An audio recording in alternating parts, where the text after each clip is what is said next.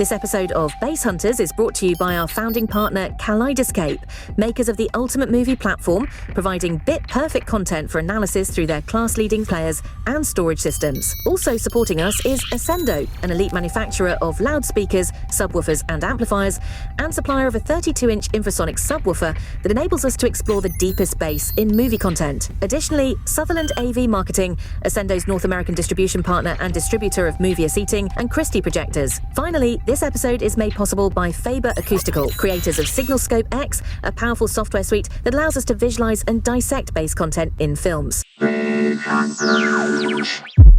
Up next on Base Hunters, we get into the deep end with warfare.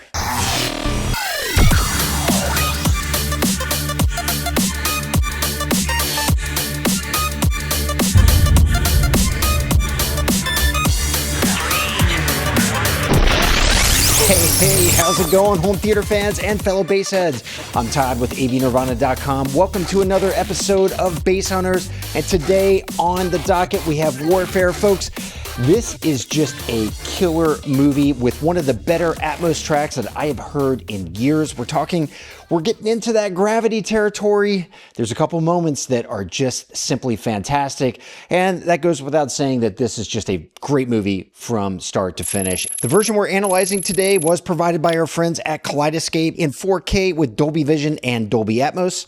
It has a curious 2:1 aspect ratio and a 95-minute runtime. No release date is set yet for discs, but when it lands, look for it to come from A24.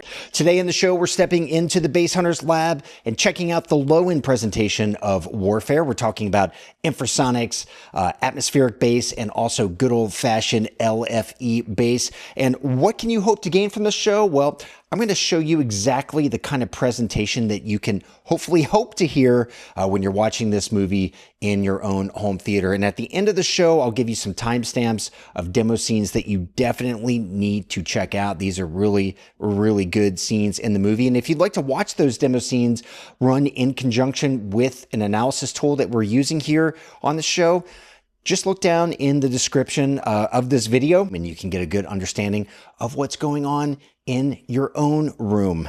Warning, entering infrasonic territory. Prepare for analysis. All right, so for this portion of the show, we lean into our awesome Ascendo 32-inch infrasonic subwoofer to reveal the infrasonics that are in this movie. What's there is not quite as meaty as what we saw in the turn-off trailers, but there's still a little meat left on the bone for us to chew on, so let's check it out. For infrasonics, we're concerned with LFE capture below 20 hertz, so we're talking about everything in the shaded area of the FFT analyzer, and with warfare, I found infrasonics associated with explosions, gunfire, jets, Bradley fighting vehicles, and sound effects paired with this sense of confusion and brain fog following blasts. Let's take a look at a couple of examples. And here we find ourselves about 29 minutes into the film with a grenade explosion. And what we're going to see right here is it's going to peak right up into 80 dB territory, right around the 17 hertz mark. So a nice little pop of sound. Let's give this one a watch.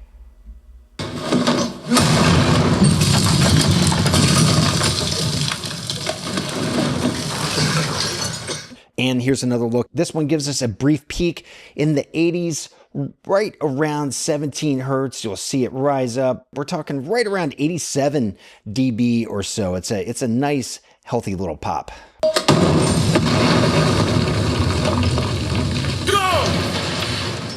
Gunfire also dips its toes into infrasonics, and you can see that happening here with some transient moments where infrasonics enter the picture.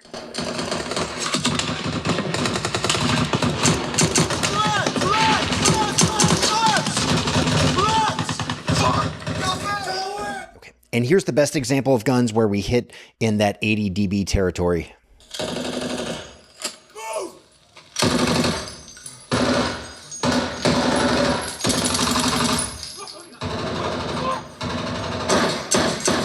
And what I like about this scene is the varied intensity in infrasonic bass, based on the camera's proximity to the gunfire and the kind of gun that is being fired. And you can see it happening right here. This particular gun is hitting up above 84 dB there.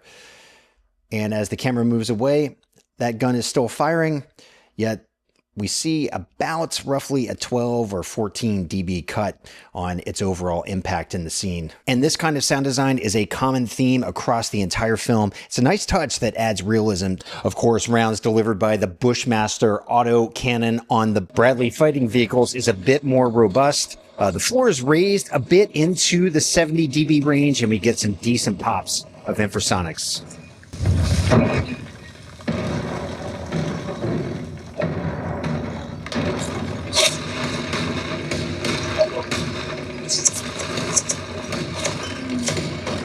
And again, we have some differentiation in what's happening in the infrasonic realm based on how close you are to the action. You can see tank fire here. We're hitting up around 78 dB in the infrasonic realm. But once the camera takes us inside the building, that raises a bit. It just adds to the thud, that sense of intensity where the high frequencies are cut out for the folks who are on the inside, but they're still getting that powerful thud sound of the munitions landing on their building.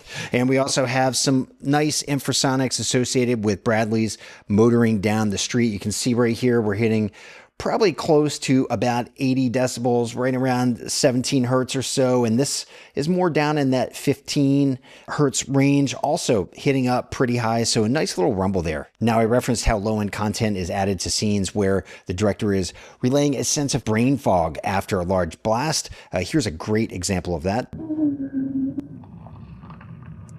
You can see here we have a nice peak in the infrasonics, touching up around 78 dB.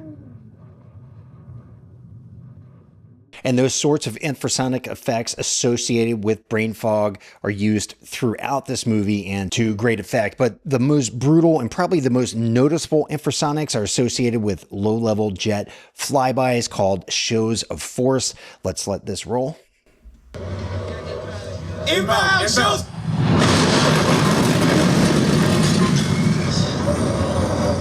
And you can see there we have a peak of right around 92 decibels, maybe 91 decibels at 18 hertz. And there's a second similar occurrence of that same type of show of force, but it's slightly less impactful. But in terms of infrasonics, this is about as loud as they get. Commencing atmospheric bass analysis. All right, on to atmospherics, and what we're looking at here is the kind of bass that adds texture or presence to a movie scene.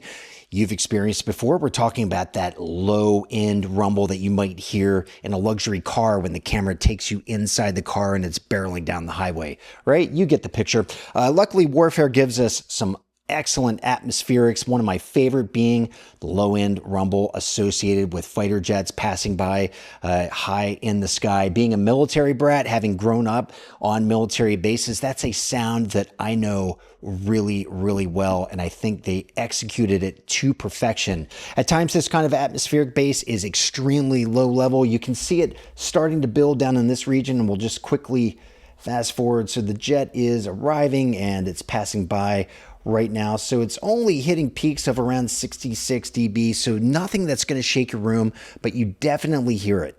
Here's another scene from about 22 minutes into the film. The fighter jet is meant to be a little closer to where the action is taking place, yet they're still indoors, so you still have this muffled presentation, but it's definitely more pronounced.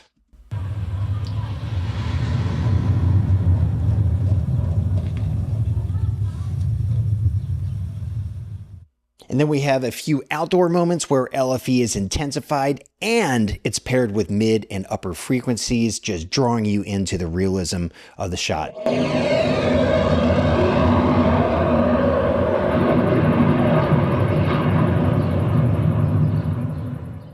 There's also atmospherics associated with the mechanized movement of Bradley fighting vehicles. Again, Warfare uses low-end intensity to give you a sense of distance and space, and that's the case here as this vehicle approaches. You can see right down here in the bottom part of your screen, it is slowly building, and we're left with a nice bit of low-lying texture in this particular scene.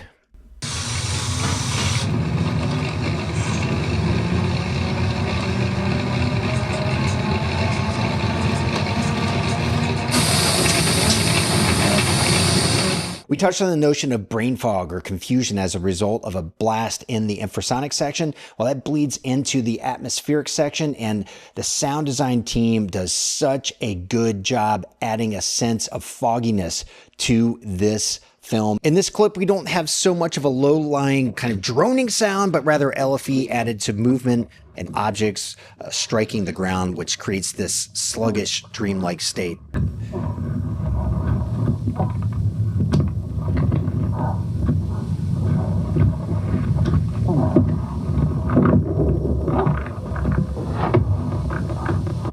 Super effective. And if we move just a bit further along, we can see that dreamlike state where LFE helps create this sense of total mental fog.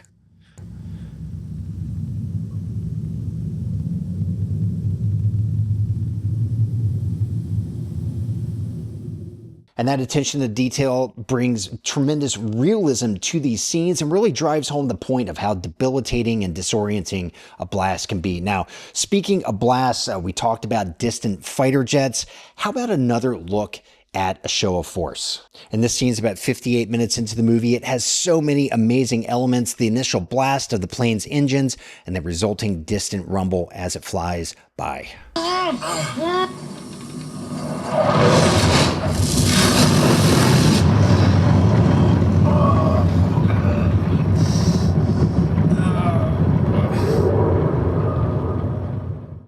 So much of this movie takes place in this small little space. It's that house that you see the Navy SEALs hold up in. But the sound design does just this brilliant job of creating a much larger set, this sense of space and distance, while at the same time accentuating how holed up they are in this tiny little point within a city. And atmospheric bass plays a big role in how all of that comes across. Engaging LFE analyzer. All right, folks, now for the spicy bass. We're talking about the good old LFE that everybody likes to experience in demo clips, and lucky for us, this film has it in spades, mainly in explosions and gunfire. All right, so we looked at this scene during the infrasonic section of the show, but we're going to check it out again for the LFE section. Here we have that close quarter grenade explosion, which peaks at 100 dB at 45 hertz, but it has broad impact from 30 all the way up to 100 hertz.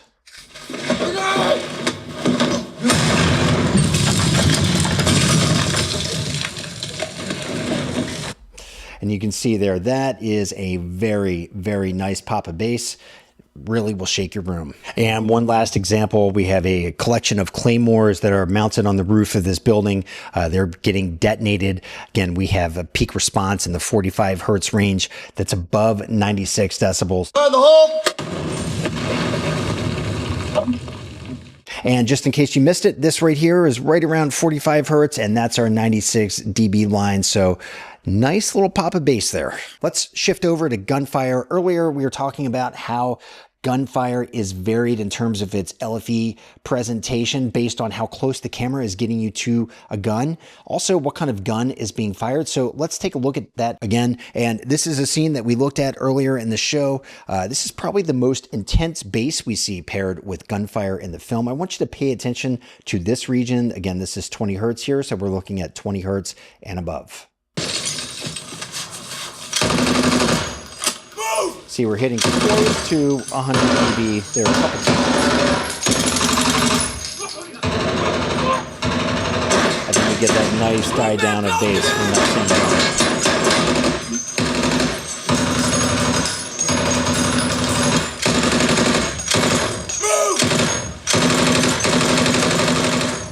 Now let's jump ahead about an hour and 5 minutes into the film and take a look at some gunfire in the street. And notice the same principle of proximity applies, along with variations due to gun type.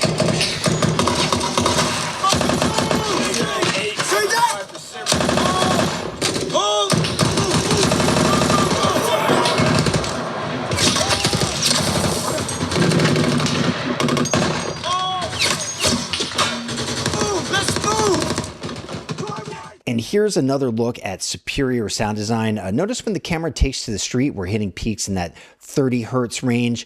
And when the camera takes you indoors, the peak burst elevates about 10 hertz up to around 40-ish hertz or so. Again, it's all about creating a sense of space and separation. Here's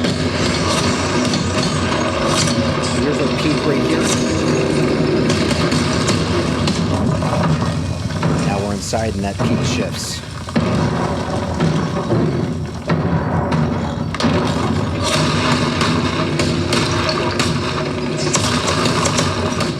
And before we call this a wrap, I can't help but bring out our old friend, the spectrogram. This is a look at a 20-second still shot from early in the film. This, again, drives home how detailed this film is when it comes to bass. Now, right here, this is bass associated with the sledgehammer hitting the wall when the camera is beside the Navy SEAL who is swinging the sledgehammer. Now, this right here, this much intensified bass that you see, right here, we're getting peak levels that are pretty high. All of this bass is associated with the sound of the sledgehammer, but on the other side of the wall. The folks on the other side of the wall, this is what they're hearing, much more of a thud sound. Then this here, this is not back with the Navy SEAL. This is actually as those folks move to another room and the thud becomes a little more distant. You can see the intensity drops, and that just sets that scene so well. Just absolutely love the sound design of this movie. Assimilating data and generating bass analysis scorecard. So for our final score, Warfare is getting high marks for atmospherics and LFE bass. Now, when it comes to infrasonics, we're going with a B. Maybe could have been a B minus. I mean, there's some material there, but it's definitely not all that robust in nature. This film will play well for all sorts of different systems. I mean, there is plenty of meat on the bone for high-powered home theater systems. But if you're rocking a soundbar system with a wireless sub, or perhaps you have a media system or a home theater system with smaller subwoofers, there's enough happening in the 40 hertz range that you'll definitely get a taste of the good stuff. All right, folks, that's all I have for you right now. Make sure you subscribe and click on notifications so you know when the next show drops. Also, don't forget, you can stick around right now. In just a few seconds, I'm going to show you timestamps for recommended demo scenes that you should definitely check out in your own home theater. If you want to watch those scenes in full along with an analysis tool so you know exactly what you're hearing, there's a link right down in the description. You can click on that and go watch them. Also, folks, if you have any requests for scenes from other movies that you'd like to see on maybe a short little 60-second Bass Hunters show, leave those down in the comments section or hit me up over on the home theater forum at AVNirvana.com. We'll see you soon. Analysis complete. Stand by for timestamps of demo scenes.